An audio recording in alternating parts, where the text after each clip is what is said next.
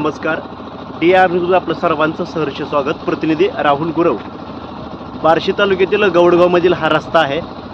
गौडगावचा रस्ता म्हणजे गौडगावमधून भालगावला जाणारा रस्ता आहे आणि या रस्त्याचा काल व्हिडिओ टाकला होता. या रस्त्याचं काम निकृष्ट दर्जाचं काम चालू होतं आणि आज काही अधिकाऱ्यांनी किंवा मदन दराडे सरांनी या कॉन्ट्रॅक्टदार असतील किंवा यांना फोन केला आणि सविस्तर माहिती सांगितली रस्त्याच्या कामाबद्दल. आणि आज मला आवर्जून या ठिकाणी बोलवलं आहे आणि रस्त्याचं काम चांगल्या पद्धतीचं चालू आहे हे मला त्यांनी दाखवलं. डांबराची क्वालिटीसुद्धा त्यांनी वाढवली आहे किंवा डांबर टाकायला हायगही केलेलं नाही आणि आता सध्या हे काम चांगल्या पद्धतीचं चालू आहे.